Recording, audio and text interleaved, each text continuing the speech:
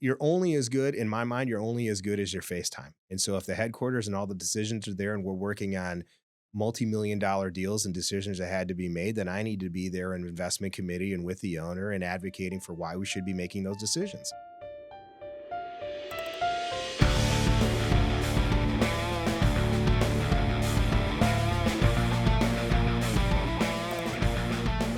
Welcome to another episode of the Matthews Mentality Podcast. I'm your host, Kyle Matthews, and today we're diving into the world of real estate investments and development with someone who's built a career on strategic growth and value creation, my good friend, Laith Hermiz.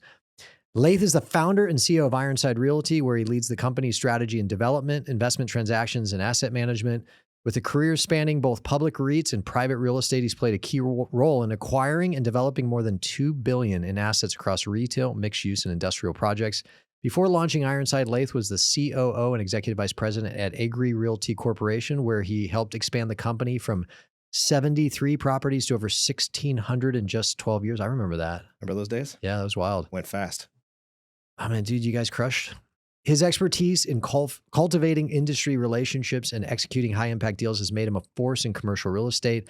We're going to unpack his journey, the strategies behind successful real estate investments, and his vision for the future. But before we dive in, don't forget to like, subscribe, and share this podcast with anyone who would benefit from today's conversation.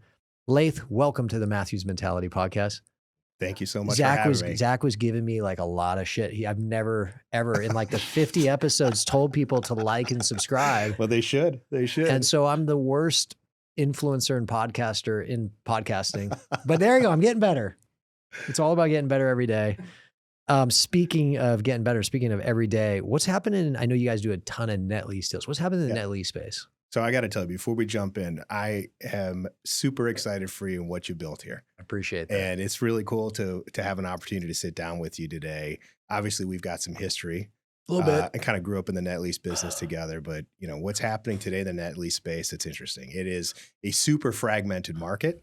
We're coming off the tailwinds of probably the best market in history for net lease in terms of timing from, let's say, 2012 until 2022. I was going to say it was like a decade. Yeah, it was a decade.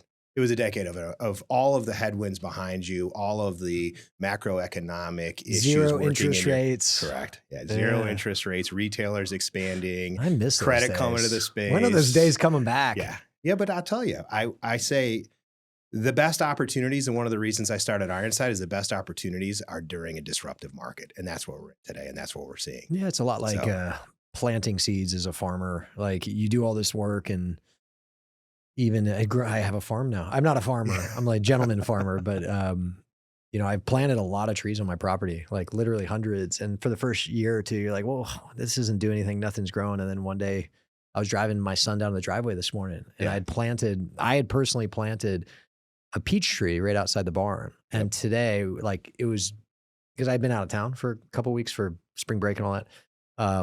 All of the blossoms were on there, which means we're going to have a good peach harvest from this tree. So there you go. Real estate's a lot like that. Now, let's not assume people in the audience know what is a net lease property. Walk the audience through, like, because I know you guys are in retail. Sure. You're obviously doing a lot of collision, but you look at industrial, medical office. But like, walk the audience through what is a single tenant net lease asset. Right. So it is a building leased to a tenant. It's a single tenant building, so there's only one tenant in the building, so 100% lease to that tenant.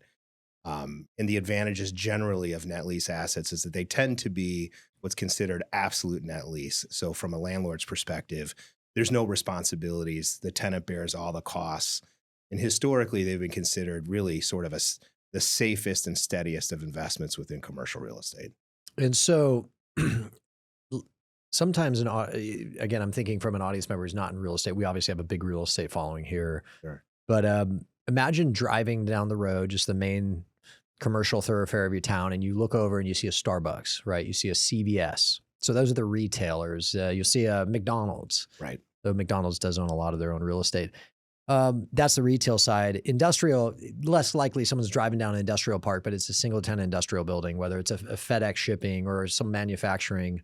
Or in the medical office, you go to, hopefully you never have to, but you go to DaVita or Fresenius, like a dialysis.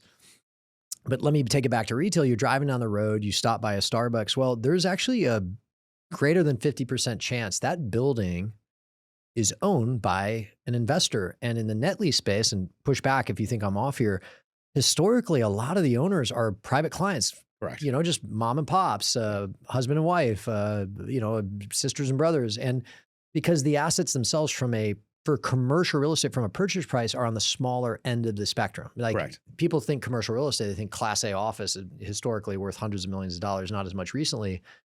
But if you add up all the retail properties around the country, even if they're just $2, $3, $5 million, like it's a huge industry. It's just to your point. You said, I think one of the first things you said is like, it's very fragmented. Correct. Yeah. I always say this to people. One of the things that I love about transacting in the net lease space, it's the most fragmented space in commercial real estate. On average, a net lease asset generally, price per pound is about $2.5 million of a purchase price. And so for someone, especially someone who's looking to get into commercial and hasn't been historically a commercial investor, it's sort of the easiest asset class to enter because from a pricing perspective, it's on the lower end. From a managerial perspective, oftentimes there's little to no managerial requirements from a landlord. And so to your point, you often see people, wealthy individuals as part of their, wealth planning, estate planning plans, doctors, lawyers investing in these assets. And the thing that I love the most about it is that there's literally thousands and thousands and thousands of these little rectangles all over the country, and they're available and they highly transact. Yeah.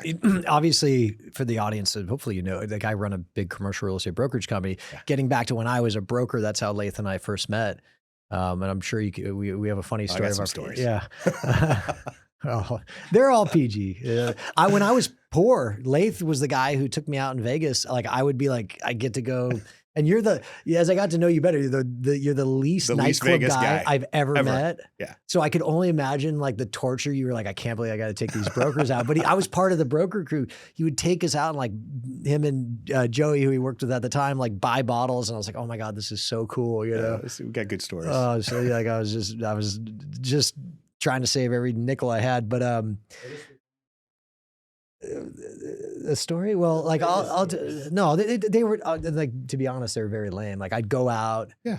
Kyle was always good Kyle was like Batman. He'd go out, he'd have just enough fun, and then he'd dip out before anything got crazy. He's always smart. Yeah. And it is the Irish exit, the smoke bomb. I'm actually notorious for, like, if you ask anyone, Laith included, who knows me really well, they know that I will disappear, especially if I have to be at a nightclub. I hate to say have to, but like, I don't think I'm ever at nightclubs anymore. But if I was, I'll just disappear, go home, and like people will be like, "Hey, where'd he go?" It's like, "Oh, Kyle left." It's like, he didn't say bye. He's like, he never does. It's like, okay. Just, like, it's okay. He paid the bill. He's out. Because I'm too susceptible to peer pressure. If I go to the 5 to 10 people I'm with, like, "Hey, man, I'm taking off," they're just going to talk me into staying. That's right. And so what I've learned is if I just don't tell anyone, I'm always like, "Hey, I'm going to go use the restroom." Or actually, the most gangster trick I ever pulled, I pulled on Luke Petherbridge from, where is he at? He's at Link now. And I really didn't want to get, and I was hosting the event. Right. I had rented out the bar, and I was like, I just didn't want to have to explain why I was leaving. So I ordered like, what's the most expensive Macallan scotch? It was like $75 scotch. And I ordered this, and he's like sitting there, we're talking. I said, "Hey, like, just keep an eye on this." And like, I ordered it. I put a napkin on it. An hour and a half later, I'm totally out in my hotel room. I wake up, like, "Hey, where'd you go? Like, do you want me to watch this?" And he's like, "I can't believe you spent $75 just to leave and not have me ask questions." I said, I just don't want to have to explain myself. But anyway, so I got a quick Vegas story with you. So the first year or two, we invite you to come out. We have a great time. You say, "Hey, can I bring a couple of the guys from my brokerage team?" Of course. You see that we have a couple of retailers with us. We have a good time. Fast forward, I think it was like 2 years later. So I call you, "Hey, we're going to the big convention. Kyle, do you want to come? We're going to have a night out again. It'll be great." And you're like, oh, I'm good. I'm going to be doing something. So later that night, we've got a table. We're by the DJ booth. I look over, and 2 tables over, there's Kyle with a bunch of clients and a bunch of brokers. And so we're texting each other the entire night until finally we could get together. And I was like, all right, good, man, it how long do you think it rubbed off? How long do you think we have to stay here? Yeah. It's like long enough. Let's go. But all right, getting back to net lease, in the brokerage world, a lot of the driver for net lease historically, less so today because the 1031 market, again, that longer conversation, longer explanation for the audience. But a lot of people they own small commercial real estate investments, primarily multifamily. Let's call it a 6-unit building in Los Angeles. I'll right down the middle of fairway, like cliche example. 6 units, multifamily. It's been a great asset for them. They've owned it 20, 30, 40 years. It's always appreciated, but they're getting a little longer the tooth. They're getting up there in age. And what a lot of the audience, unless you actually directly own, not as an LP, not as a credit investor, let alone, you have some REIT stock. Like when you own commercial real estate, that management, it wears on you. Right. And so you hit on really one of the biggest drivers of value in net lease that I've seen is like, hey, we don't have like there's very little management ostensibly, especially with triple net. Yeah. And so what we've done historically is someone says, hey, I have the 6 units done well, but I'm 70 years old. I don't want to manage anymore, but I want to stay in real estate. I want to get a consistent, steady cash flow. And they sell that building. They take the proceeds through something called a 1031. They don't touch it. It's remains in a common area, and then they buy a net lease asset. Yeah. And so how is that still prevailing? Is that what's driving the market today, or is that slowed down a bit? That's slowed down quite a bit. Just because, again, as I you painfully alluded know to, that, by the way. Yeah, as you alluded to, it was a number of individuals that were investing in the office and the multifamily sector that were just sick and tired of the managerial responsibilities and said, hey, I don't want to pay tax. Cap rates at the time were really at historic lows for both product. So they were selling to cash out. Then they would turn around and they would 1031 into, to diversify, they would 1031 into multiple single tenant net lease assets. And then in often cases, what you'd find is that they'd put them into their estate plan for their kids and their grandkids. There was a time in my career where we were a preferred developer for Walgreens as an example. And so, as you know, because we did these transactions, we loved the 1031 market. They were the end buyer for our deals. They were your exit. Yeah. They were the exit. They would pay the lowest cap rate, meaning the highest price. They were generally the easiest to work with because, frankly, they didn't ask the hard questions. They were just looking for safe and steady cash flow. And as we like to say, they wanted their mailbox money. It's wild. That was like 15 years ago. But Walgreens at the time was, this is the gold standard. Oh, I could tell you. And I mean, you see. You look at what happened to them, was it just 30 days ago? Right. I mean, the benefit, it's interesting. I've had the benefit of my career to see the rise and fall of a number of, I'll call it giants in the retail space. Yeah. Whether it was Kmart, it was Borders. First deal I did with you was selling some Kmart. Well, I sold some deals to you, but then you tricked me into selling it. I was like so excited to win this business, and I ended up winning, and I was able to execute it for you. But it was Kmart anchored product in the UP and Upper Peninsula, like Michigan and Wisconsin. And it was tougher than I thought. Yeah, of course. Yeah. Of course. But back in the day, people don't realize they were a credit. Yeah. They were the equivalent of a Walmart today. And if you look at the history of a number of, what I would say, the dynasty families in retail real estate across the country, dating back either 1 or 2 generations, the founder of that company was a preferred Kmart developer back. That's right. Right. And they were the anchor tenant before you had the super malls. Yeah. And they service, especially in the sort of the tertiary or rural markets, they were the retailer. They were the dominant retailer. You didn't have what you have today with the discount retailers, the TJ Maxx's of the world, the Marshalls, the Ross Dress for Less. You went to JCPenney, you went to Sears, and you went to Kmart. That's wild, because like those companies just don't necessarily exist in that in the state they did, right? Yeah. Some of them don't exist at all. Correct. IronsideRealty.com. You got it. What I was going to say is because I want to keep this conversation moving forward. If you want to learn more about net lease, or specifically about what Laith does, go to IronsideRealty.com. If you're a broker and you got a deal, call me. Call them. I was going to say email them, but that's lazy brokerage. Okay. I'm old school. I like the conversation. There you go. Call them. How did you get into net lease? It's interesting. Why don't you just start with, like, how'd you get into real estate?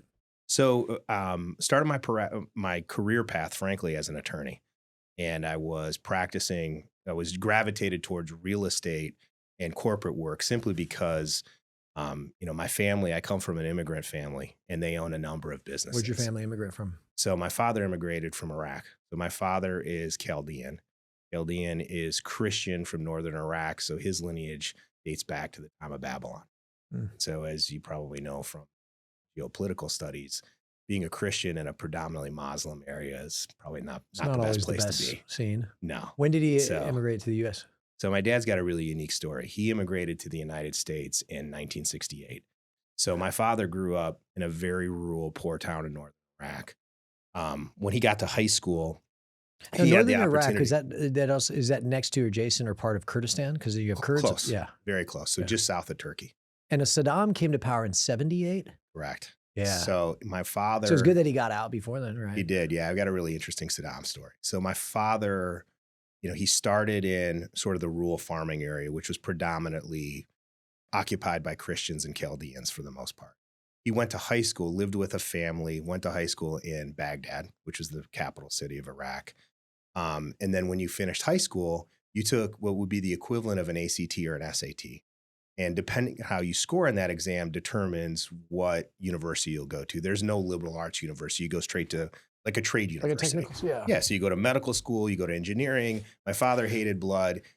He's a very smart guy, was top of his class in the test. So you go to any school he wanted. At the time, the field that was the most lucrative were civil engineers because they were designing the infrastructure that was much needed in the desert, specifically out in the oil fields. Sure. So and sorry, let me push pause. And normally I know this. I know, generally speaking, what Iran was like before the Islamic Revolution in 77, 78, 79, around the same time. But what was Iraq like before Saddam? Was it also this? It was flourishing. Yeah, it was flourishing. It was like Iran, Lebanon, Iraq. So it was flourishing. It was flourishing. It had been predominantly British dominated through the 20s up through the 60s. And so my father went to high school. He then went to college. He immediately had to go enlist in the Army, which was a requirement. He came out of college an officer in the Army, but he spoke decent English. And so because he was graduated with a degree in civil engineering, he got hired by British Petroleum Oil. He went into literally the desert and was on a design build group. They were building the highway infrastructure from the oil fields that we destroyed in the Desert Storm to Baghdad and to Kuwait. And so he got picked up one day by one of his bosses with BP, who was an English-speaking gentleman, and said, "Hey, you've shown a lot of initiative. You speak good English. We'd like to send you back to England to get your master's program and bring you back here." And my father said, "Well, I don't know anyone outside of really the Middle East other than I have some distant relatives in the United States. Can I go to the United States?" I said, "Sure." So of all the places he picks Detroit, Michigan, completely different climate. But in the when was this, 60s, mid-60s? 67, 68. Detroit was still, Detroit, I think this might have been the mid-50s, was the wealthiest city in the world. Correct. So on a per capita. So it's interesting. There was a number of Catholic Lebanese people that had immigrated to Detroit, and actually some Chaldeans in the 20s and the 30s and 40s, and were in the automotive industry. But there was a predominant, call it Middle Eastern Catholic presence. And so there was a familiarity for immigrants to do so. So my dad came to the United States in 68 with like $214 a suitcase. And to study. To study. Okay. And enrolled into the university, immediately met my mom, who's American, beautiful flower child, kind of the crazy, they fell in love, and here comes Laith. Quick story. So I was born, we actually went back to Iraq, and we lived in Iraq for about a year while my father worked for British Petroleum Oil. How old were you? So I was 1. Okay, so you don't remember it. I don't remember. Other than maybe some photos. But at the time, to the Saddam story, my father's friends in the military were saying, "Hey, things are changing here. There's this guy who's starting to take over. And the different political parties are starting to faction. You have..." And he was the Ba'ath Party? Yes, correct. Yeah, good. And so he said, they all said to him, "Hey, look, you've got a free ticket to the United States. Your son is a United States citizen. You should consider probably going back." So actually the funny story is we went to leave. We have like old 8mm video where my dad's family's crying. We're all leaving. We go to the airport. They go to put me on the airplane and they say, "Well, he hasn't served his military duty, 1 year old, and so he can't leave until he serves his military duty." Then they show us going back and the family's partying and all excited because we can't leave. Because of you. Because of me. You're a draft dodger. Yeah, correct. I'm just joking. So fast forward a couple weeks later, my dad ends up working it all out and we leave. And so I grew up in Detroit, and we grew up in an area that was predominantly sort of Chaldean dominated, 7 and Woodward in Detroit. So at the time, Detroit was still pretty vibrant. You had the riots in the late 60s, which created a lot of, from a retailer perspective, was actually, frankly, really fascinating. So the riots happened. And at the time, all the major national grocery stores pulled out of the city. They said, "We're not going back." And so that created a food desert. And what ended up happening is a number of people, specifically in the Chaldean community, started opening up liquor stores, party stores, and grocery stores to service that need. Um, and so, I would say we lived there for about 4 or 5 years. When I turned 5, my middle brother Ferris was born, and then my dad immigrated.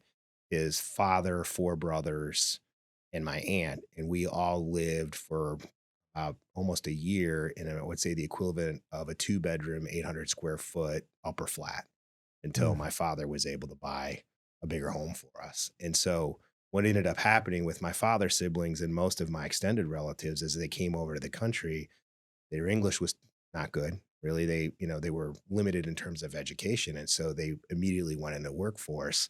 Most of them started their own businesses. So fast forward, when it came for me to pick a career, it made sense to go into law because I had an opportunity to really tap into my family's network and represent them from a legal perspective because we had no lawyers in the family Isn't at it the true time. also, like I'm going to generalize here, but like often in immigrant communities or cultures, like firstborn generation, you almost like swing because your dad in theory, and again, Iraq was vibrant, but compared to the US, probably I don't want to say more unstable. It just was like there was less structure where Sure. often you see in immigrant families and cultures and that dynamic, their first generation, they're doctors, attorneys, like they're super safe. Oh yeah. Did you feel that pressure from your parents? 100%. My Yeah. dad was like, you are. So it was interesting. And at the time my father went to school, the number one high school and university in Baghdad was a Jesuit university. So Catholic run, right? Hmm. Jesuit sect of the Catholic Church. He never had the opportunity to go there. And everyone he knew that went there went on to have wonderful careers. So when I grew up, there was a Jesuit high school in Detroit, and there was no question you are going there. I felt like I was going to prison. I'm going to school at an all boys school in the city of Detroit where I know nobody. Yeah. By far the best thing that could have ever happened to Why? me. When you're a high schooler, right? You're a young kid. y- you're so distracted by just being a kid and being a knucklehead. So they take the equation of the girls off the table. So the pressure, the pure pressure of having to look good, to be distracted by girls, to all Sure. those things. Number Yeah. one, that's gone. Number two was a very academically rigorous school. And so they were forced you were involved in a lot of extracurricular activities, whether it was sports or whatever that extracurricular, activity you chose, coupled with it was a college preparatory school. And so the academics were very, very rigorous. So it forced you they taught you how to learn, and it forced you to become disciplined at a young age where generally speaking, most teenagers want to slack off. Before you went to that school, were you an undisciplined kid? Were you like a knucklehead? Were you getting in No, trouble? No. no, you know what? I've You were, always I said remember this. you were like a big soccer. Is that you were a soccer player? Yeah, Yeah. big soccer fan. Yeah. Yeah. So, I mean, I was lucky. I always say there's things that happen to you, right? And people say, oh, this happened to me. I always looked at it the opposite. Things happen for you. And so I was really fortunate in that I had a lot of opportunities that I think most kids in their environment wouldn't get. So, our family owned stores when I was a kid. So when I was 8, 9 years old, in the summer times, I'm not in school. I was working in the store. I'm behind the counter picking up, the recyclables and stocking the shelves and walking past the loaded guns that are sitting under, the cash registers and seeing through osmosis how everyone in my family had to work hard and how they had to earn. And it instilled in me really this discipline that if you want something, we were always told you're not going to get it. You got to go figure out how to earn it. Mm. And so at a very early age, I had opportunities to do things that I think most kids, especially today, which is kind of scary to me, they don't. Right. So I was learning sales techniques through osmosis. I was learning how to deal with customer service issues. Hustle. It was hustle. It was Yeah. literally hustle. It was hustle. What was a tough question for you to ask, but I always ask people like, what were you like as a kid, like junior high, teenage, and you could describe how you were how you approached school or behavior, but ultimately, one of the things the biggest driver for the Yeah. podcast is I always want to say like, what were your motivations, what were your drivers, what were your whys, and then looking at how that's changed over time. But like, what motivated you outside of girls, right? Yeah. Yeah. What motivated you in high school? Like, I think- how were you wired? Yeah. You know what? it's funny. I think I have a calm demeanor, but I'm insanely competitive. Insanely Yeah, I competitive. was And I gonna say think part pretty of it calm. culturally too, in my father's culture, my father was the oldest son of 11 kids. My father helped basically all of his siblings immigrate to the United States and help them get assimilated. So there was a certain level of like responsibility Just a that comes with that. patriarch, yeah. Yeah, right. And so seeing that, I think probably I put my own pressure on myself that there were certain expectations I needed to achieve because of the things that he had done, not that he had put it on me.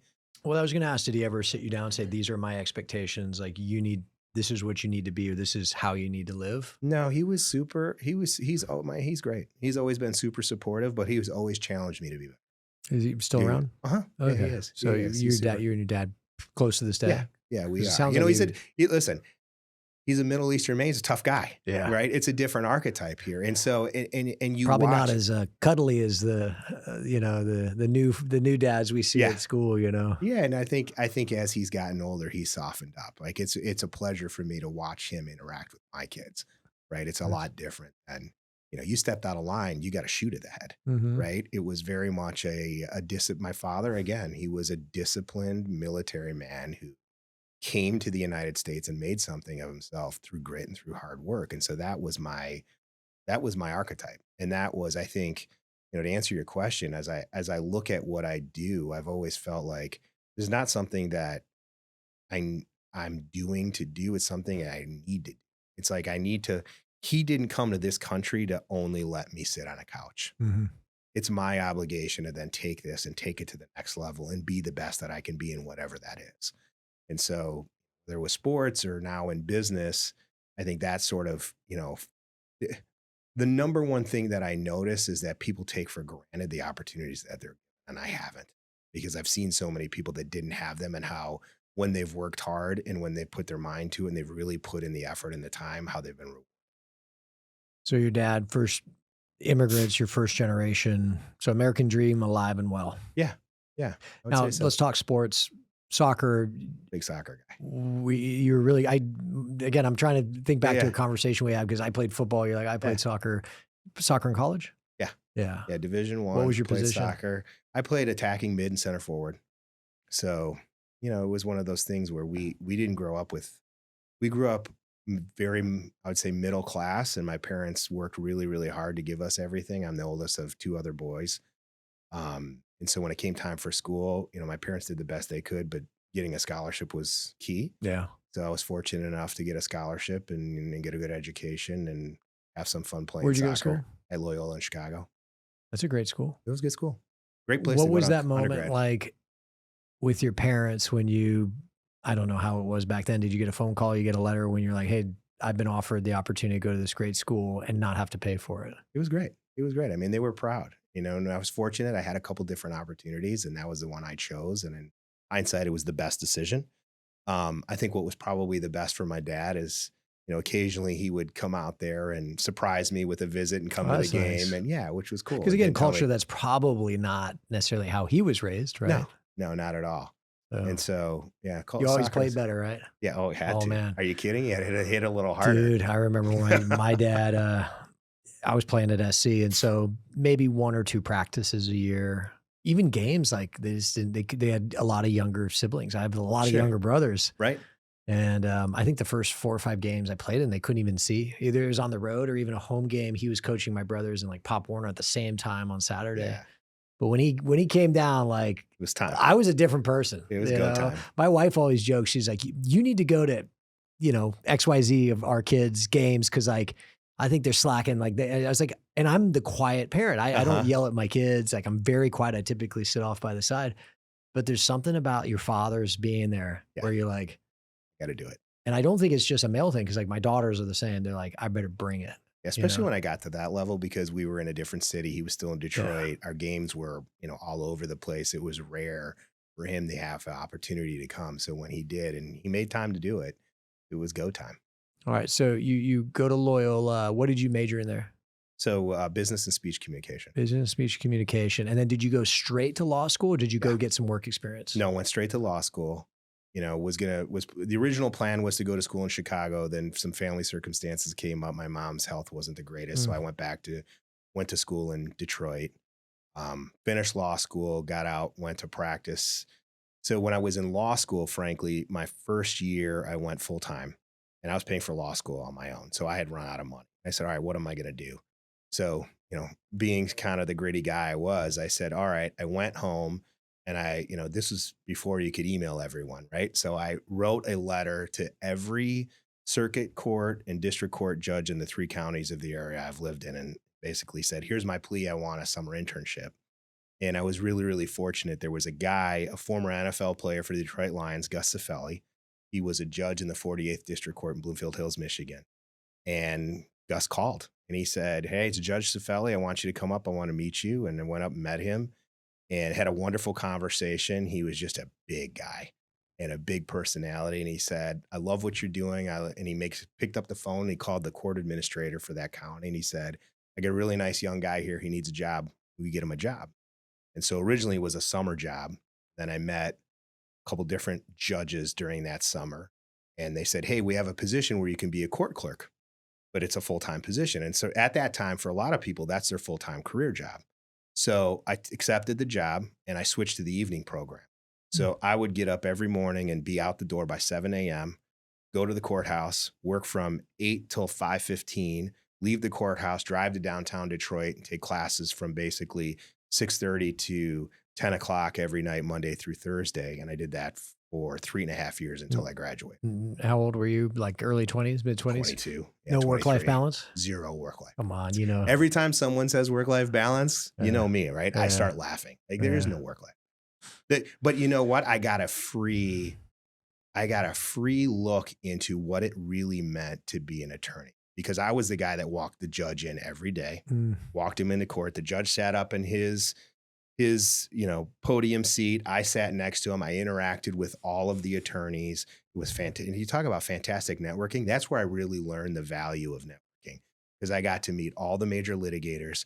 I got to understand what it meant to be a litigator, what it meant to really be an attorney versus the book learn in school.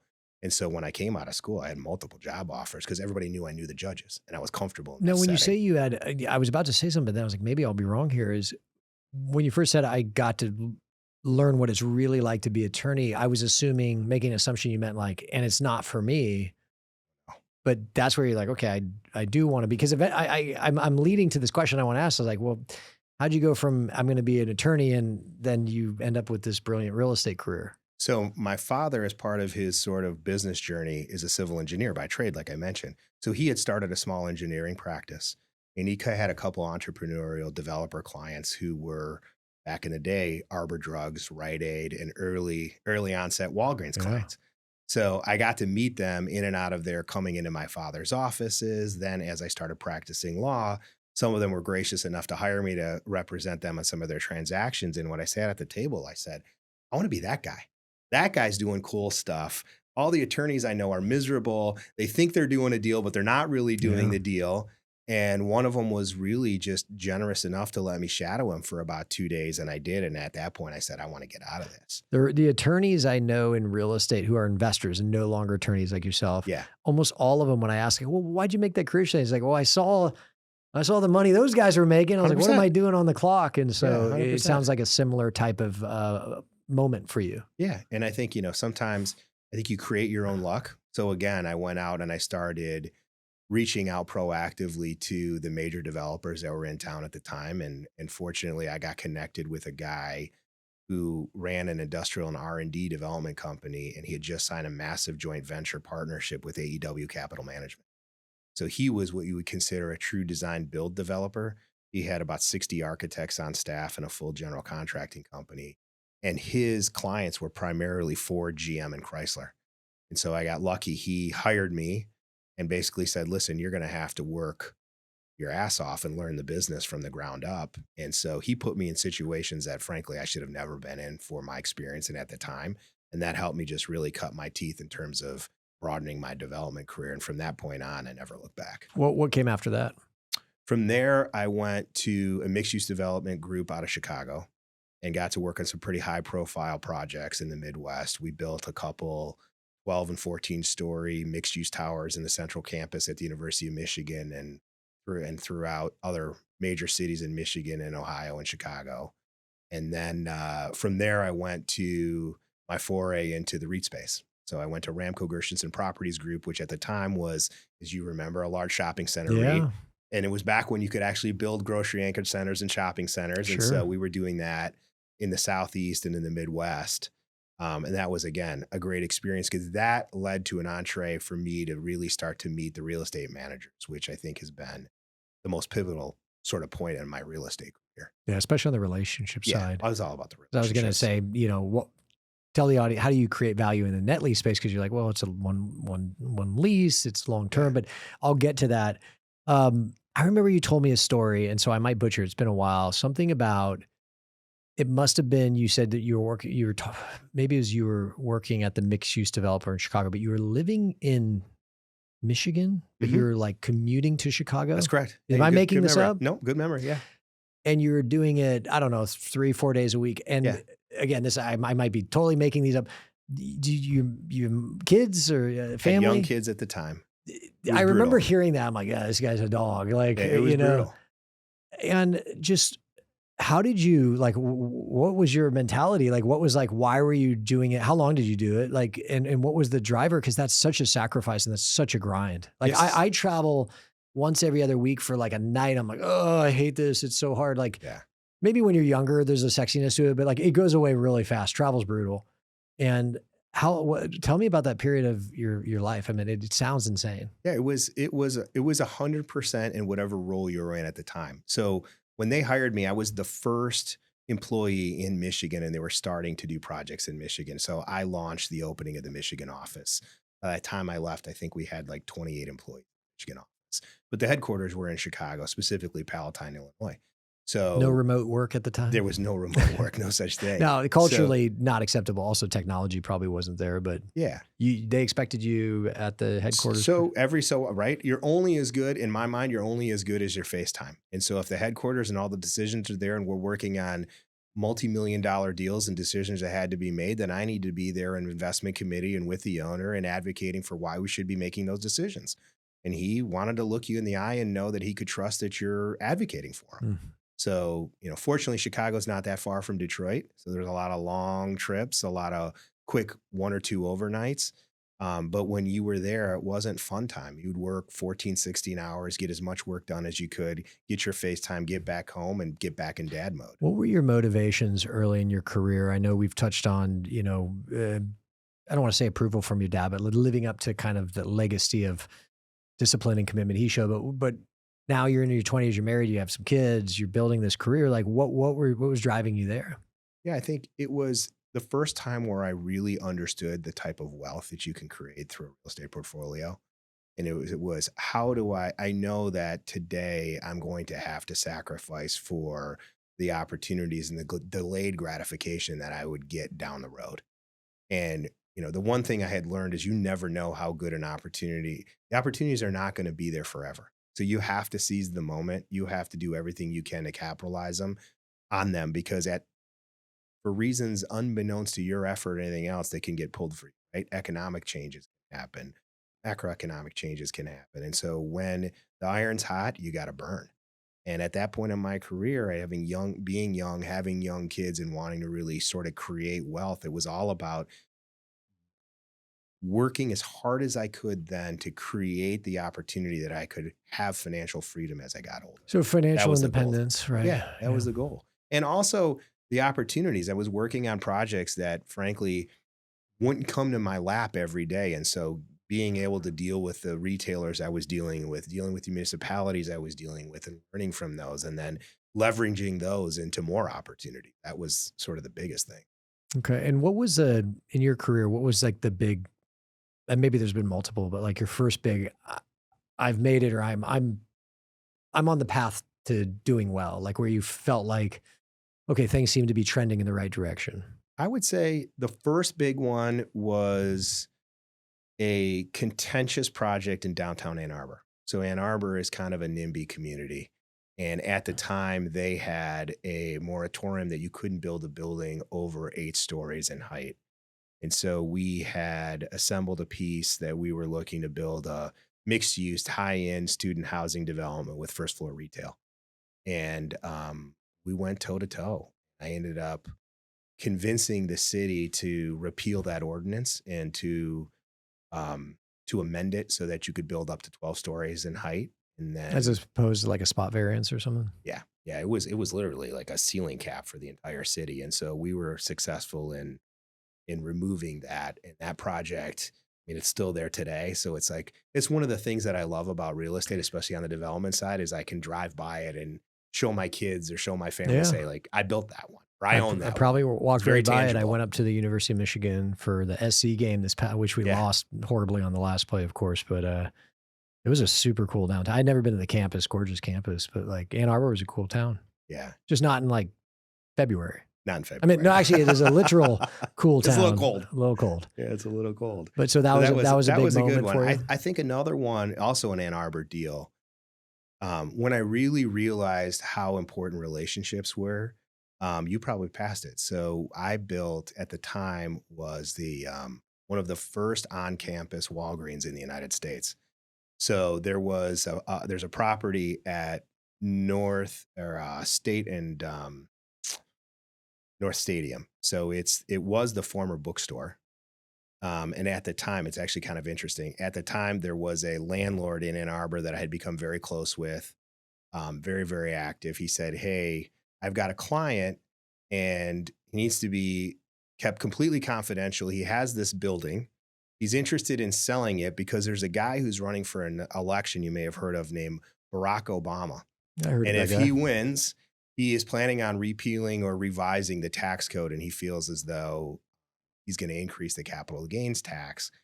And so if you're interested, we have to sign CAs." And he did. I can't remember, was did. it by 10% or? So it ended up that the owner of that property is Tom Border.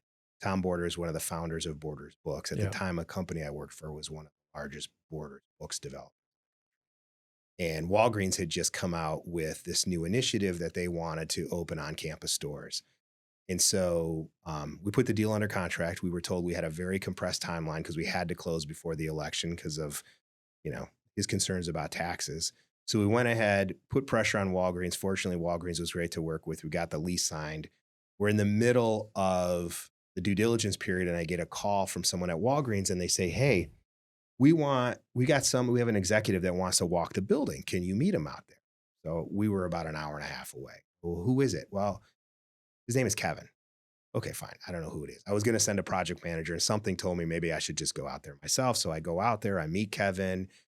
He's dressed like he's about to, rake the leaves, right? We walk the building, this and that. As we go to leave, I said, "Kevin, I didn't catch what you do, and I didn't catch your last name." He said, "Oh, my name is Kevin Walgreen."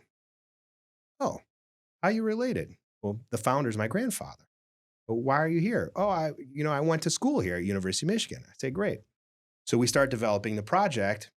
I call the marketing girl at Walgreens and I said, "Hey, I have this idea." And I understand Kevin went to the University of Michigan. Now the Walgreen family has they're a huge donor to the University of Sure, Michigan. yeah. Couple They have buildings with their name on it, yeah. the Walgreen, I think it's Performing Arts Center was donated by the family. Anyway, long story short, we do a thing where it's a 2-story building. So we put an escalator and everything. And in the back corner by the pharmacy, we created a photo board. And I did this all unbeknownst to anyone other than the marketing girl at Walgreens as a surprise. So we found photos of the Walgreens family and Kevin when he was a young child. We found out he used to be a male cheerleader at the University of Michigan. So we found one of those pictures. So we put it all up and we put a screen on it. And when we had the grand opening, we called him and said, "Hey, would you like to come?" And he showed up with his wife. Literally the nicest human you'd meet. Couldn't have been any nicer. Walked the property. So he had no idea this whole thing was. He had no idea this was happening, and he unveiled it, and we showed the pictures, and there was a picture of him, and obviously his family. Probably was a pretty special touched. moment for him too. It was pretty cool. So at that point, you really realize, like, to have those kind of connections in a deal, it was interesting. You realize again how important relationships are, and if I hadn't created a good relationship with the landlord in town, he wouldn't have trusted us to make the introduction to the owner and then to have the deal, then obviously. And part of kinda that you trickled. touched on, you learned even more so in a way, like at Ramco, which became RPT, which Yeah. is Now Kimco. Now Kimco, That's right, Or Kimco gobbled them up. Yeah. And then after that, you went to Agree, which is where I met you. Yep. The 2010-ish? 2010. Yeah. Was March of 2010. Was that just an opportunity that made sense, or was the GFC? Like, because everyone in real estate I talk to, inevitably we have to talk about some dark period of time in the GFC, and how did you overcome the adversity? Like, do you have a story like that? Yeah. So, we were fortunate. We had a few joint ventures at Ramco. And so some projects that we were working on were already funded. And so we were committed. We had started construction. So we had a runway where we had to complete those projects. We did. Then an opportunity came up where I got recruited by Agree. Historically, Agree had been a development company. They said, hey, we need to expand. We're publicly traded. As a development company, we can't grow as fast as we need to. And so I thought this was a fantastic opportunity. The company is super small. I think I was the 7th employee to join. And so myself and 2 other people launched their acquisition platform in 2010. And then fortunately, we had a lot of headwinds behind us. We were focused on, as you mentioned, single tenant net lease. Well, single tenant net lease at the time was not a defined sector. No, right? Everyone was like, it was a niche product. Yeah. Like, people say, who are these crazy guys buying outlots? Like, what are they doing? Yeah. And so it wasn't recognized as a defined sector. And we learned, we had some headways. I mean, when we started, our top 3 tenants were Sears, Kmart, Borders Books. We were one of the largest Borders Books landlords in the country. And I recall not a lot of credit anymore in there. Not a lot of credit there. And then Walgreens. But Yeah. I mean, I recall we had a meeting. We owned Walgreens corporate world headquarters. We went to a meeting at Borders headquarters, met with the CEO, the CFO, and saying, hey, you guys are having some financial issues. They were asking us for some rent deferrals. And at the time, people don't remember, Amazon had come out. But Amazon, in their form at that point, they were just an online book retailer. They didn't sell all the products that they sell today. And so Border said, we're going to come out with the Kindle. This is going to save us. Everything's going to be great. Fast forward a couple months later, they filed bankruptcy.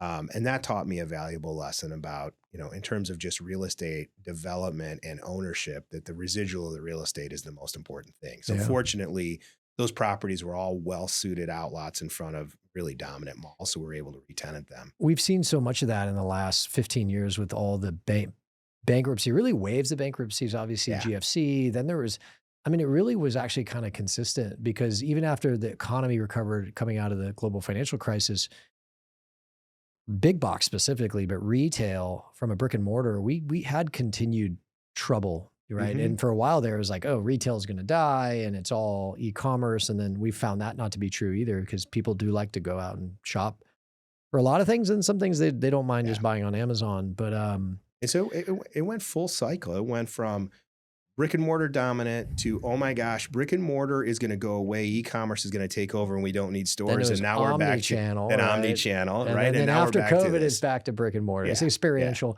But what I was saying is, in every one of those bankruptcies, from a retail perspective, they were net beneficial to the landlords of the space that was well located. Correct.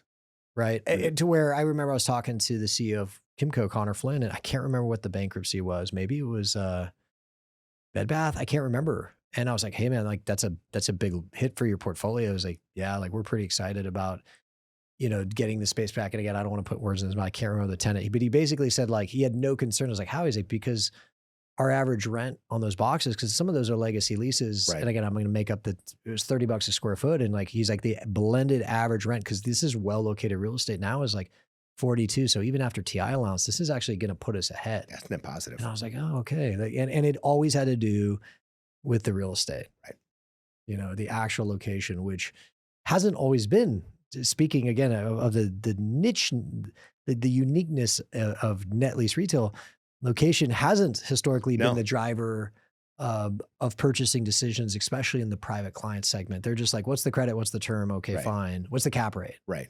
But it sounds like for you learned that valuable lesson with Borders, is like when they go bankrupt, I mean, that's a tough call, especially when so much of your portfolio has exposure, but then you find out there's actually some upside here. Yeah, we were, it was a great lesson to learn.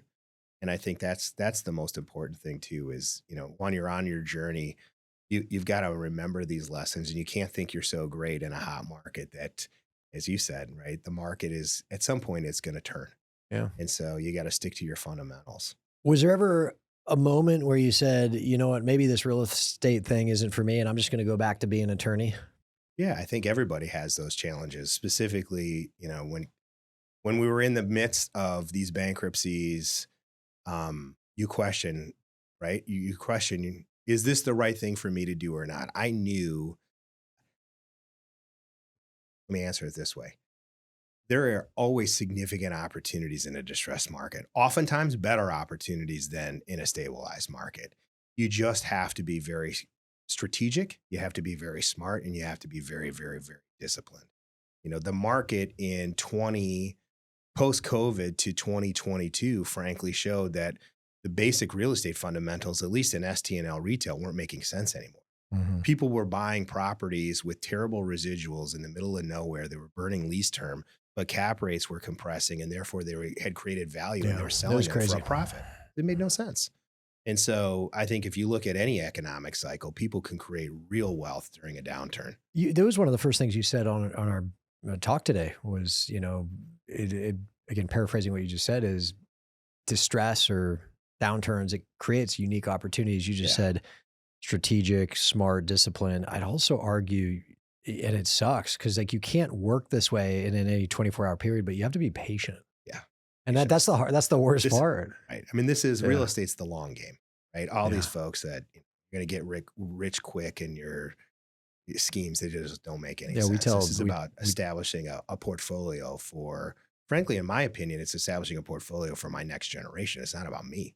We tell young brokers, I said, real estate is a get rich slow business. Yeah. Yeah.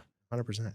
So you're at Agree. Now, I got to see, obviously we sold a lot to you, sold some for you, but so I kind of got, in my own sense, a first row view of it. But you went from 70 properties to over 1,000, like that. It was crazy. It was crazy. Insane. Like what was that like? What was the day-to-day like? Was it as hectic as it seemed? I think it was fabulous. I feel incredibly grateful and blessed to have that opportunity and to have gone through it. I mean, we were working investment bank hours. There's no work-life balance when you're creating a machine. And we were building a machine. When we launched that acquisition platform, as you know, right? Mm-hmm. We didn't have strategic relationships in the investment brokerage community. So we had to go to create those. We had to create a brand for ourselves. We had to understand the market. We had to be better than our competitors that had more experience and had better relationships. Well, had more money early on, not just more money, had cheaper money. Yeah, that's true. Because early on, when you guys pivoted, your cost of capital was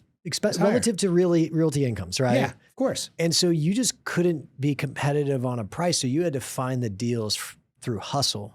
The deals through hustle, we had to find the hard deals that we could diligence through. Yeah. Right? Until we got to scale, and then we were able to be competitive. I mean, am I safe in saying that? Like, yeah, 100%. It's pretty accurate. 100%. I just remember, again, this was like 13, 14, 15. It was still early on in the run up. Now it's a totally different story, but early on I knew there's deals myself or my team, or just, I would see that it just couldn't pencil for you, but it could pencil for, I say realty income. How about, what was the name? Was it American Realty Capital? You remember that? Yeah. Oh, yeah. That was insane. I do. Was it Nick Scorch? Was that? Yep. That was crazy town. Yeah, they put out a lot of capital. Yeah, we gotta get Nick on this podcast. Yeah, a lot of capital. That was wild. I mean, it was the prices they were paying was wild. So we started that platform in 2010 when, again, net lease was not a recognizable sector.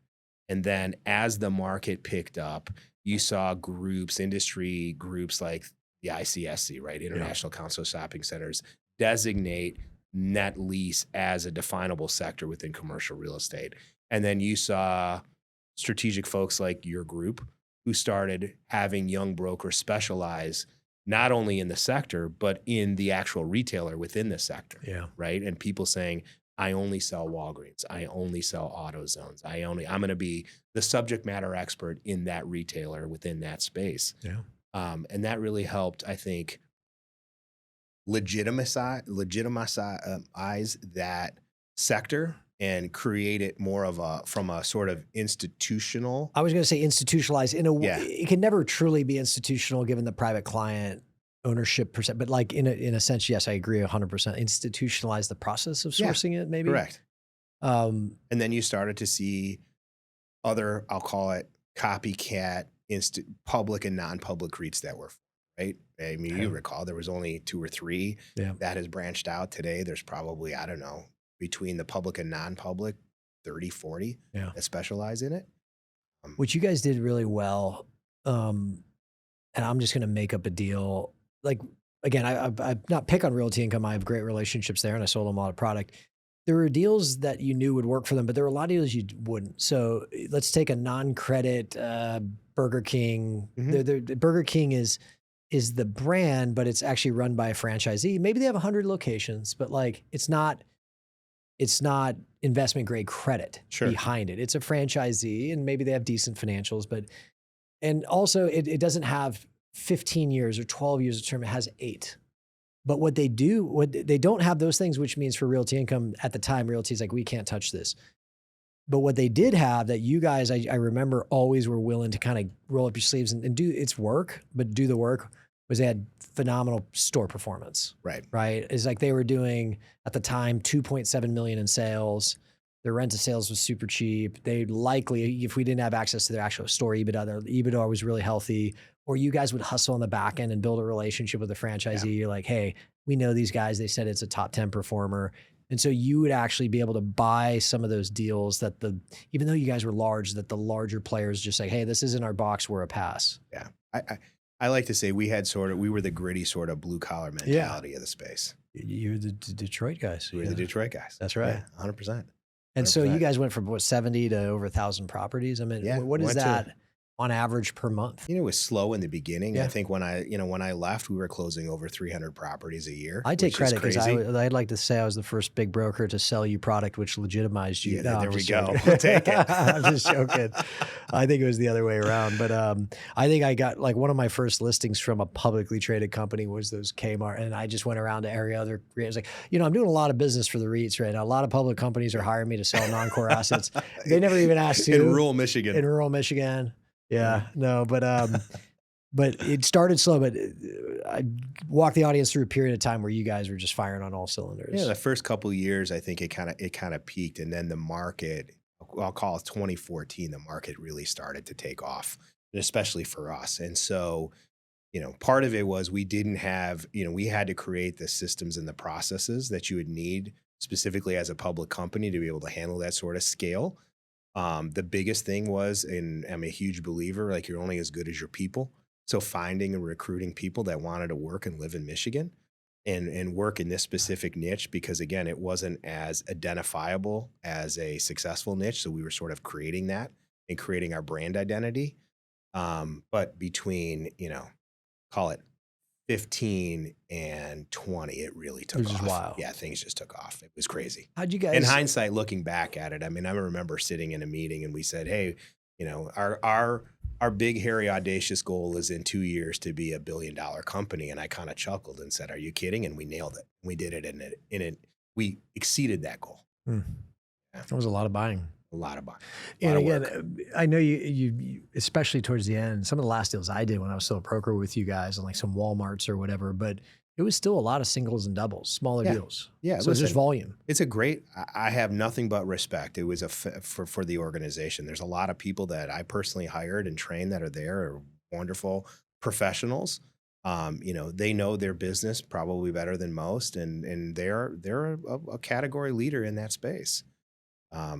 And I know I'll get to, as nice as the experience was, ultimately there was a catalyst say, I want to be a founder. I want to be a CEO. I'm going to start my own shop. But between then was COVID.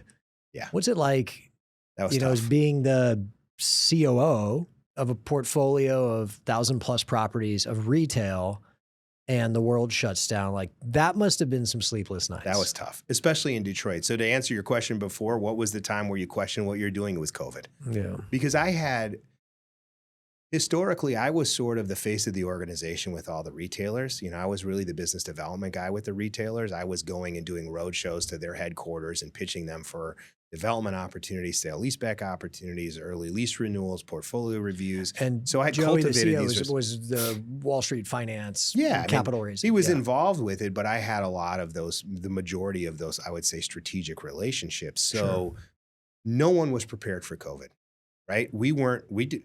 We did not work from home. We would not hire somebody remotely. We weren't interested in having remote workers. Everybody had to have a butt and a seat in our office because we moved fast and we wanted them there. But Michigan did not cooperate with that. Michigan did not cooperate. And so overnight, everything was legitimately shut down.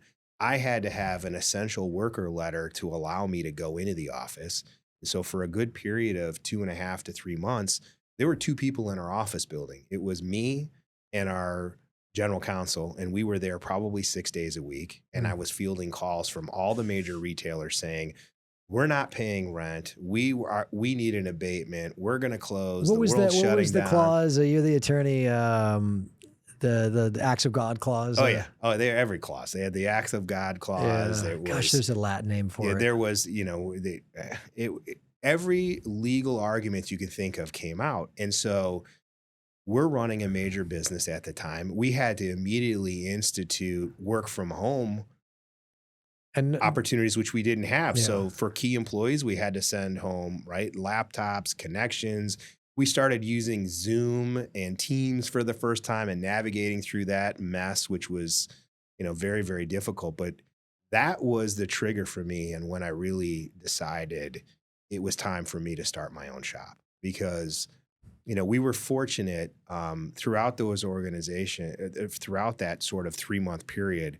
Again, I mean, I was working a minimum of 100 hours a week. We were constantly negotiating deals. We constantly had to report back to, I had to report back to the CEO and the board. What was the status? Where was our collections? What are we going to do? Are we going to take legal action? If we don't take legal action, are we breaching our fiduciary duty to the shareholders? It was a mess. Yes. And so we walked out of that and realized that we had one of the highest collection rates of any net lease REIT in the country. And there then became a big strategic shift where we said, okay, we want to go out and acquire more investment grade credit tenants. And so there was a plethora of tenants that we had relationships with, very strong relationships with, that they would just no longer were in our buy box. And so that's when I saw an opportunity and said, hey, as a private individual, I would buy that asset. I would own that asset. I would own that tenant. And I'm not buying them here. So maybe there's an opportunity for me to now go and capitalize on it. And so, you know, people say, well, you know, did you just decide one day to start your business? And I always say, no, I had been working for 20 years to build these experiences and these relationships and get my butt kicked and get scars on my back and get, you know, beat up shins and knees and mistakes and to learn what it takes before I was ready to launch on my own. And so I think for me, the timing couldn't have been better. Coming out of COVID, there had become a big resurgence, as you know, right? 21, 22, we'll call it 22. Really like fourth quarter 2020 to about the second quarter 22. That's when the market shifted worse. But like that year and a half roughly was great. Right. It took off. Yeah, it took off. It took off. Before we get to Ironside though, we talk a lot about, you know, not allowing yourself to kind of fall into victim mentality, right? You know, it's like, which is generally created when something happens to you that respectfully is not outside your control. I would argue that nobody should be expected to foresee COVID-19 coming and you should have had all this written. No. Yeah. But clearly it put a tremendous strain on the company you're at and you personally, financially, your home life. You're working 6 days a week. Everything you worked so hard to be a part of building and build over the previous decade, at least for a couple of weeks. We didn't know if it was going to be there. It was like this. It was all for naught. That's right. It's all been a waste of time. I assume as part of your comp, again, this is not something you need to share specifically, but like you have shares and equity in a company. Absolutely. They were getting pummeled. And you're just seeing everything you've worked, especially for the last decade, longer than that, and yes, in cumulative 20 years of everything, just basically burning to the ground. Yep. Did you ever have moments where you're just like, I'm done. Like, I'm just going to give up. And if not, why not? No, I think for me, it was, again, having a different lens, right? You can take the victim mentality. This is happening to me. I said, no, there's a lesson in this. This is happening for me. What's the lesson? And what the biggest lesson for me coming out of COVID, it absolutely solidified the strength and the breadth of my relationships with the retailers, with the investors, with the brokers. And I really opened up my eyes to how deep and how strong those relationships were and how valuable those relationships were and how I wasn't capitalizing on those personally. And did you know that when it was happening? And if not, was it simply like, I know there's a lesson, I just don't know what it is yet?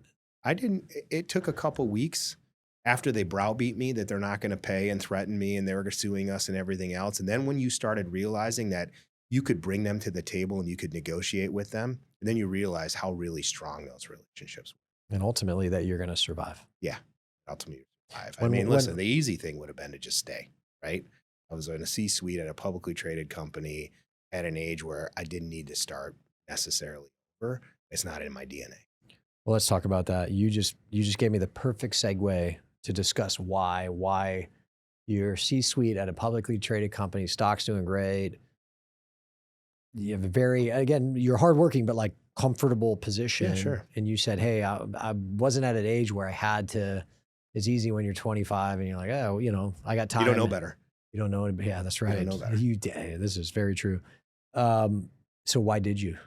Because I saw that the opportunity was. Describe the opportunity. I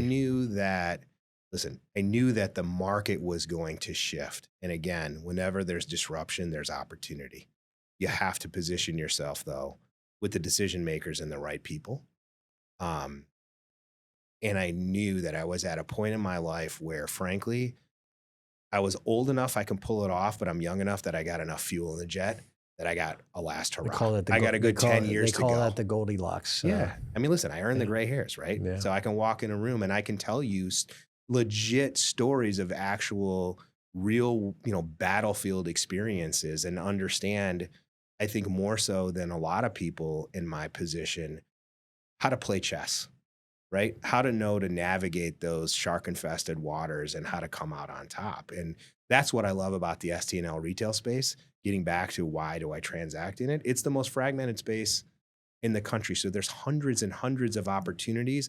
It's probably also the most liquid area within commercial real estate. So if you ever need a cash infusion or you ever need to dispose of an asset, you're not talking about selling $100 million multifamily centers, right? You're talking about that's true. $2.5, $3 million. There's always a buyer for it. Yeah, there's a chunk of my business that was triple net, and I called it, even though it's not, because especially in the brokerage, you got every deal you got to work to. I called it, oh, that's my mailbox money, because it was small deals. It was never you weren't gonna be the number one agent just doing that, but you knew it was just going to be consistent, steady transactions. Which, to your point, same thing whether you're buying or brokering.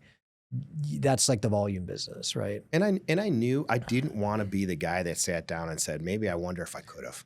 I'm not going to be that guy. I'm going to throw my hat in the ring. Fear of regret. Yeah, that 100%. You're speaking my language. There's a funny saying. I think it was the Cortez. They go, you burn the boats. So you either do it. Like my philosophy is, you either do it and you give 110%, or you don't do it at all. And so I had witnessed so many people that had built wealth in commercial real estate that, frankly, I think knew a quarter of what I know. And I said, you know what? Now it's my time. So let's go do it. Let's go do it. So you said, I saw that the market was going to shift, and when market shift, in this case to the worst, starting in the back end of 22, really just driven by rates, because economies continue to hum along. But so rates are going up. This is, again, tell me, push back. Like you said, okay, there's going to be a shift in the market that's going to create opportunities. Dislocation is a word a lot of people like to use. Fast forward almost 4 years from launching Ironside. How is the opportunity? How has being a founder or CEO been consistent with what your expectations were, or gone according to plan? And then how has it not gone according to plan, and what has not been considered? What's been a surprise, pleasant or unpleasant? I threw a lot of questions there at you. No, that's okay. Those are good questions. I think I wasn't smart enough to anticipate how quickly the interest rates were going to Well, shift. yeah, Right. well, Me and everybody. I'm about If I to was that say, smart, I should have traded options. I was Like about I to did say, not get it. the next So, time that happens, I'm gonna be really good. yeah. So I think that was a miscalc. But at the same time, it was almost impossible to transact when the market was extremely hot. Frothy. It was Because tough. to buy a deal, you had to sacrifice, again, the real estate fundamentals that all made sense. And so as a Which you knew as an established career person, you knew in your heart of hearts there was something wrong. 100%.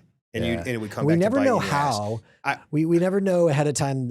Maybe one person does and they get a book and a movie, but Yeah. like nobody knew, the RTC, the .com, 9/11, the GFC, Yeah. and the 4 people who did got a movie called The Big Short or That's right. something, That's right. nobody knew pre-COVID or looking back, it's like, well, of course they're going to be interest rate, but like, I haven't spoken to anyone in space. Like I saw the interest rates coming. I knew what it was going to do. And this is how I hedge. Like, it's just like, man, this sucks. Yeah.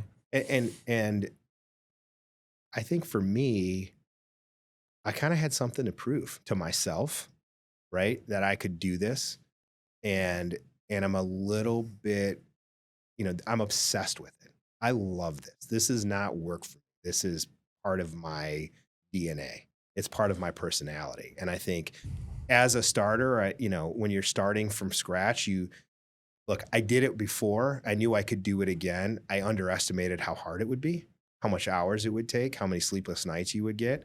And there's in the course of a typical day, you can have the highest of highs and you can get a phone call and get the lowest of lows. And I think where my superpower is being able to operate in that bandwidth in between. Nothing's going to get me too excited. I know not to think that I'm too good and know that no matter what happens, it's not going to be too bad. It's always going to get better. You touched on, I have a line, I love what I do. I don't love everything that I do, but I love what I do. What are the parts of the job that you love to do? And what are the parts, again, in a broader context, in your experience as the CEO, what are parts of being the CEO that you love? And then what are the parts of your job that you don't love? I mean, I love the art of I love chasing the You love the hunt. Yeah. Right. I'm a little Should bit. write a book, The Art of the Deal. The art of someone did that, right? Yeah. I have zero fear in picking up the phone. And if I need to meet somebody, I'll hunt them down. That's just a quality that I have. It's, you know what? It's just another person on the end. No phone avoidance is what we call it here. Yeah. And so, I've done it repeatedly and it's been successful. I always feel like you have to bring more value to the people that you're dealing with and they're going to give to you. And that's what creates genuine relationships. It kills me when I get calls from young people asking, well, what do you have for me? And what do you have for that? It's like, wait a minute, I'm not giving you, what are you going to bring me to make me better? Right. It has to be a symbiotic relationship. So I think the exciting thing of being a CEO as a CEO of my own company is that we're building something great again. And now I can see after a couple years, the fruits of that success. And I know that we have a massive blue ocean in front of us. And despite the fact that there's lack of predictability in a market, we're transacting in an area where, frankly, our competition has been significantly limited. In a stabilized market, we were competing against all the 1031 buyers that were overpaying. It didn't make sense. Sure. They're sitting on the sidelines for them. Yeah, there's not a lot of that. So where you make money in real estate is where you buy. You buy well and you make money. And so we've been very fortunate to have those relationships that have turned into, great investment opportunities for ourselves. Take the opportunity, explain it. Tell the audience, what are you looking to buy? So again, we're focused on if they have a deal, right? Single tenant assets that are leased to what we call essential service or e-commerce resistant tenants. So huge believer in the auto space. Collision's been a big one, right? You're not in today's world where everyone's driving a car with 18 sensors. You're not going to the neighborhood bump shop to get your car fixed. Right. So we're focused on that. We're focused on the medical office side, as you alluded to earlier, dialysis centers, right? Unfortunately, dialysis is a high need item. People are not doing dialysis at home. There's no magical cure or pill. It's life threatening. And so there's always a high demand for those in the right markets. So those types of tenants. Are you still net lease retail, or is it just, it's been tough? It's branched out. It's been retail. I would say industrial. We've done some industrial developments for some folks in the equipment rental space and some others. like I mentioned earlier, collision, and then medical office and veterinary has been a big focus for us as well. Car wash. Did you tell me car washes? Or was We that, did some yeah. car washes. That business again has had its challenges. We were developing. We were the preferred developer in 8 states for a car wash operator that's fell into some issues. And I think, like anything, again, the tried and true story of retail, you see an operating business where a bunch of PE capital gets in, that at some point it may be a recipe for disaster. And that's kind of what's happening right now in the car wash space. So you've worked your way up from starting as an attorney to a deal guy to CEO at a public REIT to now the founder and CEO of a rapidly growing commercial real estate investment platform. What general advice do you have for professionals based on your experience or based on the things you've seen throughout your career that consistently put people in a better position? I think people need to be an expert at what they do, right? You have to be the best at whatever that is you're going to do. If you sell insurance, understand the industry, add more value to your clients by educating them on what that industry is or what the nuance is, and be able to add value. I think that is the biggest thing. Like you constantly, we use one of our core values is constantly learn and improve. Like you constantly have to be learning. Especially look in our business today and in your business, Kyle, with the advent of all the advances in AI, if you're not at the forefront of what's happening in AI, you're going to be toast. You're done. Absolutely done. I agree. And so constantly learning to improve and learn is a big function. Now I'm going to ask the same question in reverse. What is the biggest mistake you see people make in their careers that just consistently it's like putting a lid on something, like it just keeps them from having any upward mobility? And again, we tend to focus more on professional side. Obviously we talk a lot about the personal life, but like professionally that just keeps them from ever getting even remotely close to where they think they want to go. That oftentimes professional success leads to all types of personal time and experiences. Yeah. I think they quit too soon. Oh. I think you got a lot of people that, they'll put in the effort. They're too worried about the work-life balance, and they're not going to put in the extra effort to kind of ride that wave. You're not going to get quick success. Anyone who thinks they're going to get quick success is kidding themselves.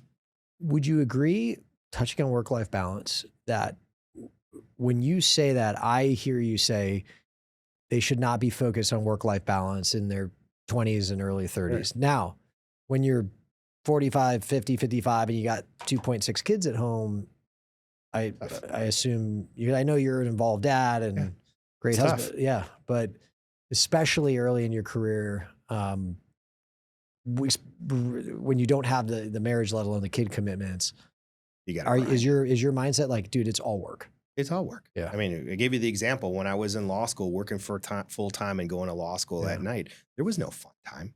There was no time to do anything else. It was fully focused on how do I advance my career as quickly as possible. What would you say to the Gen Zers? Now, I think they're unfairly stereotyped because we have 500 Gen Zers that are savages. Yeah. So we find them. Yeah. You got to look a little harder, but we find them. Yeah. But the cliche Gen Zers that think that they feel entitled to having work-life balance and to being the CEO of a company like yourself and having the career you've had, what would you say to those people? They're going to get run over. Good They're luck. going to get absolutely run over.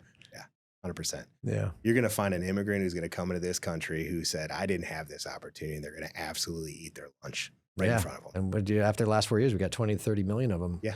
So and then they're looking for opportunity. Yep. I agree. Yeah. Yeah. It's just, I tell the young people here, I said, work-life balance is a wonderful thing. In my humble opinion, what life has taught me, it's only been my experience, is that something you have to earn, and you earn it by front-loading your career. That's right. So that I as much as I tell, again, cliche or stereotype, a 22-year-old, there's no work-life balance. You should work all the time. And I mean that. Like, there's no but to that. And if you don't like that, go fuck yourself, man. Like, sorry, Zach, you can bleep that out. Look, I live my life the way I want, and you live, okay, to each their own. But as hardcore as I am at 22 with a young guy or gal out of college, like, no, this is work, dude. That's right. All the time. I'll also be that intense at 42, when they're 42, saying like, why are you, go home? Like, go spend time with your wife or husband, go spend time with your kids. Like, what are you doing here? It just, I think two things as it relates to this topic, and I agree with you wholeheartedly, is one, I think there is maybe an unfair stereotype about Gen Z where they paint everyone this way. That's not been my experience. You could find, I don't want to call them diamonds or rough, you could find some gems, but yeah, there's certainly a reason that people feel that way about that age group. But then the second is work-life balance is wonderful, just not when you're starting out in your career, or to your point, you've kind of touched on when you're founding a company, even at 50 years old, you're like, if I want Ironside to go on and become the next 1,000+ property, multi-billion-dollar publicly traded company, like work-life balance doesn't really fit into that equation, not for a while. No. I think the other thing too is the lack of delayed gratification. Right? I always tell young people, you got to grind, and the money you make, don't go buy the Rolex, put it back in your business. Compound, put it back in your business. What we do at Ironside, we make money on deals, we roll it back into the next deal. We're constantly moving forward. It's not about today.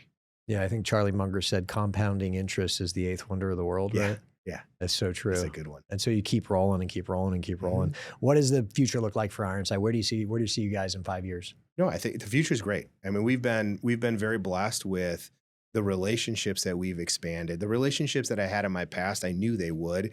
They've all transitioned over, and they've grown.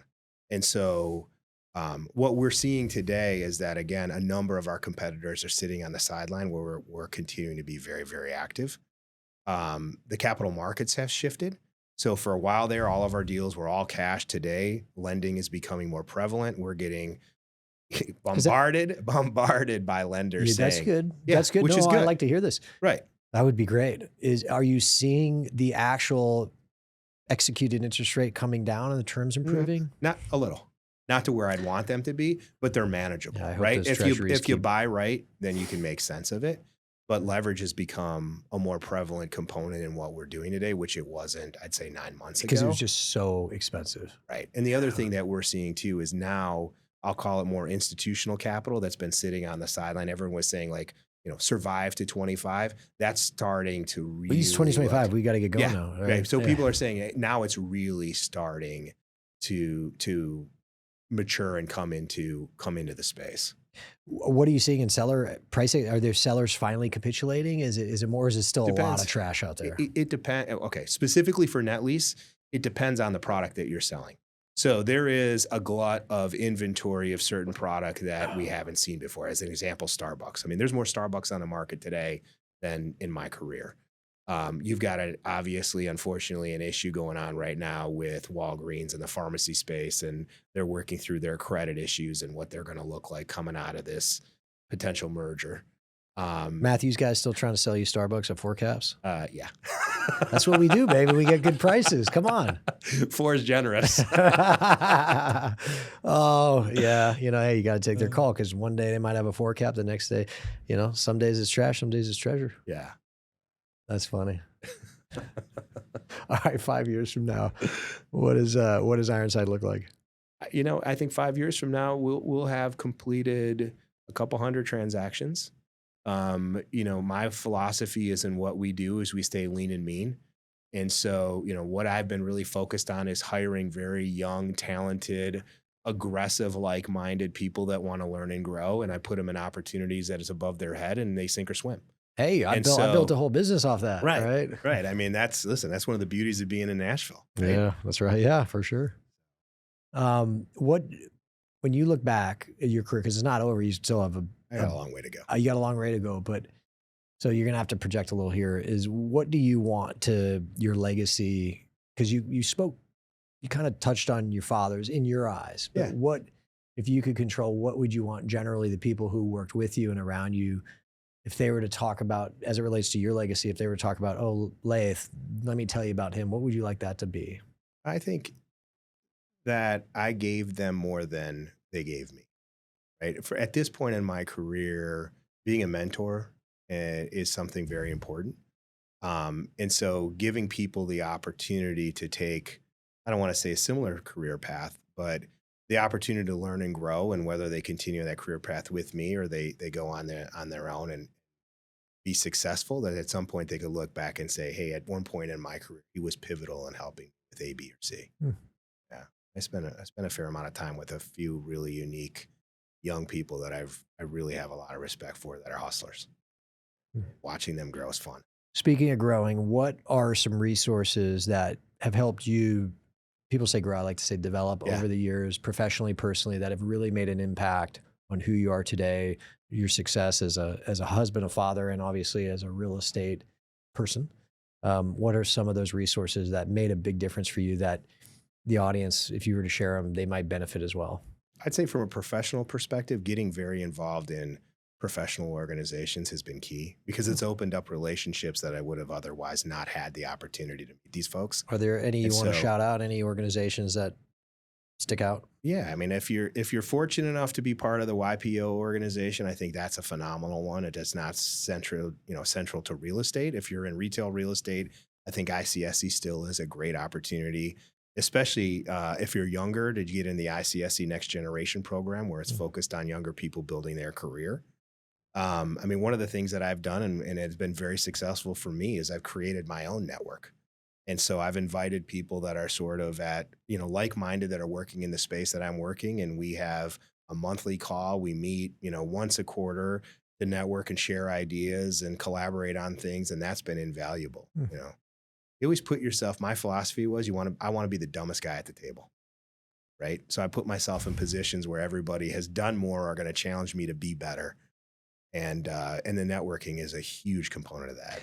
I ask you a question about networking in a second. I agree with you. You said, I want to be the dumbest guy. That's an intelligence kind of view, which I agree. Yeah. I always say from a motivation, like mentality, I want to be the least motivated person in the room. Yeah. Like it's where I'm surrounded, whether it's by one person or 10 people, where I'm like, man, these guys, these gals, they go hard. I need to do more. Yeah. So motivation, intelligence. Yeah. Like surround yourself with talented, motivated people is what I hear. Now, I am the worst networker in the world, right? So I need some advice, and this is advice. I don't know about that. So I've been to a million trade shows. Well, first of all, like my social anxiety, like I'm like, oh, I don't want to be meeting strangers. I get their business card, but like my follow-up game is all like, so I've had a whole career of meeting tons and tons of people. Sure. And I've been blessed, I think, because of like the last name football, people would tend to remember meeting me. I think just because, oh, the SC, like whatever. Yeah. So I've gotten away with like not being good at this. So people are like, oh yeah, you're a bad networker, bullshit. I was like, no, I really am. Like if you actually looked at my execution, it's terrible. Yeah. But here's where I'm going with this. I'm asking this literally for myself, but anyone listening will benefit. So, because I know you're good at this, is okay, when you say network, go to ICSCs, you go to your trade show conferences, you join an organization, regardless of what an industry or professional career you've joined, and you meet people, right? You meet people for breakfast and lunch. Like, how do you take that from a meeting or like an intro or a bumping into at a conference to a meaningful relationship? Specifically, how the hell, as a normal person, assuming I can be that one day, am I supposed to follow up to make that into a real relationship and not just like, because people are like, hey, we met like 6 years ago. You're like, yeah, for sure. So it's a great question. This is like some practical advice we're talking about, Zach. This isn't just like, steal my trade secrets here. Yes, so I will. So I go in with a game plan. So if I know I'm not going to go to a networking event just to go to networking, I don't need to meet a bunch of people I don't care to meet. So I'm going to get the list of attendees in advance and see who's on that list that I don't know. Okay, but this is what I do, but I don't consider that so ICSCs for 20 years. I looked up the list. I knew exactly because I saw their website. I knew what they owned relative. So I had no problem calling you at Agree and saying, or you at Ironside and saying, hey, I know you own this. I sell a lot of this product. We should meet. Here's why. Here's the purpose of the meeting. I don't look at that as network. I'm talking about like where I'm just walking around like, hey, man. You just meet somebody? Your name's what's your name? Laith? Yeah. Laith, what do you do? That is the most uncomfortable thing in the world for me. And I avoid it. Socially awkward? Yes. And yes, I am an awkward person. And then even if I get over I get your business card, I go home. Let's say I somehow had a couple beers or something. I'm feeling good. I'm like meeting everybody. And so I come home from the ICSC show, from the trade show, from the happy hour at the club. And I have 30 business cards. Like, what do? You got to personalize it. It's a game, right? Okay. So I try to find some interesting fact about that person that someone else would know, right? People love to talk about themselves. Where do you go for that? Is like LinkedIn?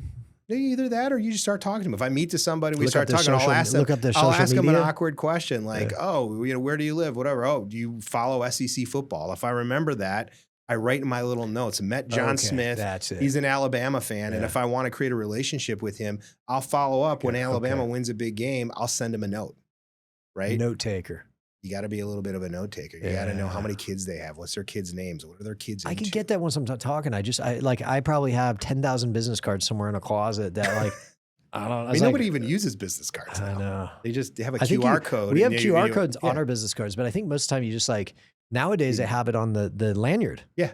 You know, or you could just like tap your phone. It. Yeah. People are taking your shit. You don't want to because I know you're great. I don't want you to have You're my great number. at the clubs and the organizations, and I'm not. So I'm trying to get better. I want to be the least. I think you're pretty good. Least motivated, least intelligent, and in this case, I guess, least skilled networker. I remember you as a young broker insistently calling me until I would pick up the phone and then that's saying, not. They look effective, but that's not networking. That's just me being a psycho and hard-headed, like football player. Like, what was my skill? Like, if you really break down my football skill, line someone up, put your head into their heart. And go like for that's it. Wham. Like, then I was like, well, how do I translate that to brokerage? Like the best metaphor I could was like, I'm just going to line him up. I'm going to get his office phone because I'm old enough to where you guys had office phones, right? Yeah. Like now it's all cell.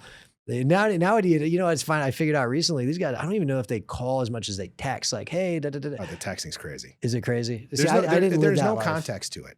So the best advice I got as a young professional was you have to personalize everything. People want to do business with people they like and they trust, right? So how do you create a personal relationship? You get to know somebody and then you personalize. So, you know, the worst thing that happens in business today is people email, right? Email is a unilateral command.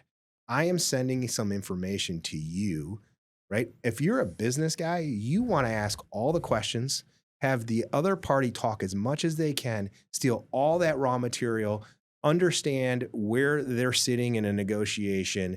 And then that gives you play chess and that gives you your positioning on where you should go from there. And so when someone's texting me, it's like, I get no context out of that. Okay, I'll give you a quick answer. No. Do you have a listing? Do you have anything you want to sell? No. Guess what? If you were too freaking lazy to pick up the phone and call me and you think I'm going to hire you to sell one of my properties, no chance. Last question. Yeah. Outside of bringing you a great deal, which everyone should do. Thank you. No, my phone's going to ring off because the hook. I know that's the first answer. Like, bring me a deal. So like, I'm going to take that arrow out of your quiver to the answer to this question. What do you look for in a service provider? We're in real estate brokerage, but like try and I guess generalize this for like any, what do you look for in a professional when you're looking to hire a service provider? In this case, to sell a piece of real estate, to lease it, to finance it, whatever.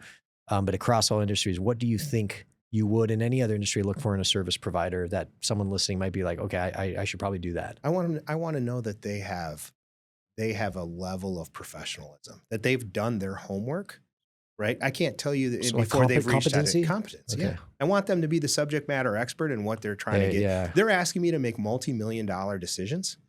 So I want them to know that property in and out. And I can't tell you the number of times people have said, hey, I've got this great deal for you. You know what? It's a Walgreens. You should buy it. And you get the lease and Walgreens isn't even on the lease. Yeah. Right? Or they have wrong information. Or worse off, they take another broker's package. They take the broker's name on it and they just flip it to you and they hope they're going to get lucky. I'll personalize this to... those people, by the way, I don't take their calls again.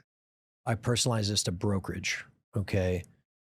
Not that this would ever happen at Matthews, of course, right? Never. But how much does an acquisition person average here in commercial real estate and net lease deal, whether you want to look back at Agree or Ironside, like on average make from a bonus, like every time they buy a $2 million property? Just generalize here. Like, you mean on the buy side? Yeah. Like when your acquisition team at Agree or your team here, 10, it's small. Yeah, it's small. Let's just say 10, 15, 20 grand. It depends on the deal size. It's not what a broker makes. I mean, they're salary. But this is my point. Right. Is the broker is on average going to make 30, 50, 70,000 net. And the acquisition person is going to make 10, 15. Now, part of that, the reason is they're getting a salary. The broker's not. That's right. Again, I'll always defend what brokers get paid. Right. I mean, it's literally my livelihood, right? Right.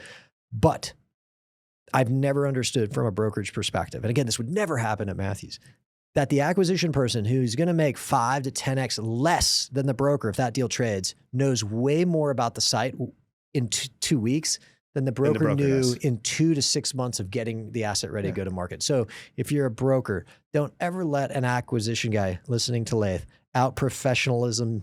I don't know if that's proper English.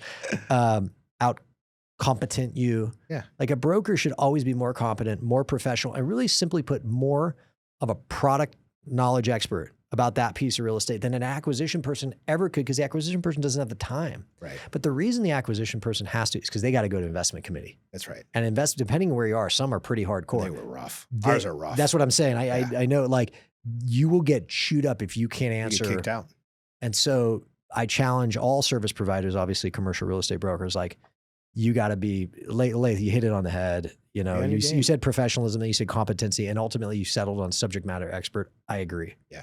And you don't need to be 52 years old with 30 years of experience to be a subject matter expert on a piece of real estate. No, it's not, especially not STNL stuff. It's especially, pretty simple. I was going to say, pretty but I want to like get you basic back there. things. Yeah, there's 3 basic things, right? Credit, term, lease structure. Know it. Just know it. Know it. Know who actually signed on the lease. Yeah, understand it. Who's the guarantor? What does that mean? All right. Well, hopefully you will, you and your team will continue to have many, many hundreds, thousands of opportunities to be a better subject matter expert than the brokers who bring you the deals. Because if that's true, it might be mispriced. It might right? be. You might be. So maybe you don't want brokers in subject matter experts, but hopefully you guys have the opportunity to continue to do that. You do as well. This has been super fun. This is great. Thank you. And congrats again. No, vice versa. Outstanding. I mean, hey, like, you know, you took a shot on me 15 years ago, so I owe you everything. Fun. One last quick story. I always joke around about wearing suits on a plane, right? Oh, yeah. There's a good one. You know, nobody knows if I'm trolling or not, and I always say it's both. Like, because they're like, "Hey, were you serious?" I was like, "Well, I'm serious, and I'm joking. Like, I'm serious. Wear a suit on the plane. Like, I'm not kidding. Like, you'll be shocked at who's going to come up to you and say, like, hey, what do you do? You do. Okay, Sure. fine. But at the same time, I'm like fucking with people because I know people it makes them feel a certain type of way. But how did I learn that lesson? Right? I was going out to Detroit to pitch. Well, you guys were in like Farmington Hills or something. Yeah, like, good but memory. let's call it Detroit. Like, to pitch you, Joey, and the whole team on selling a bunch of centers that you had. It was one of my first kind of pitches to an institution. Though these were very small. There's $4 or $5 million deals, but like it was a big opportunity. And I put my whole professional dress in my luggage. Yep. And we were going to go to dinner that night, and I had my suit and tie, but I was going to land at 5, have time to change. Well, they lose my luggage. Yep. And I'm dressed like a bum, dude. You're dressed like an LA. You were dressed like an LA dude. Yeah, like sneakers, like hoodie. Yeah. You know, straight bill hat. Yep. You know, some stupid watch. And so I was so embarrassed and I was so uncomfortable. I was like, God, I look like an asshole. Like, which is fine if that's how I choose to dress. Like when I'm just getting on an airplane, it's more about comfort, right? Of course. That's the argument people make to me. Yeah. But I didn't have and I remember pulling up and I like texting you like, hey, I just want to apologize in advance, my attire. And you were so gracious. Like, dude, I don't care. Like, it's all good. Luckily, I did get my luggage at like 3 a.m. and I dressed professionally. And I won those assignments. You did. And you sold them. And then you got more. And then I got more. And we did. But what I actually didn't learn until many, many moons after is I was the only broker interviewing because I was the only guy dumb enough to take the deal. But you guys had me so convinced that it was this whole dog and pony, like, hey, you have 1 hour because you're going to leave and then we're going to have the next guys come in. And there were no next guys. Yeah, you did a good job. Yeah. It was fun. It was a Jedi mind trick on you. Well played. Well played. Anyway, thanks for coming on. This has been fun. This is great. Appreciate you.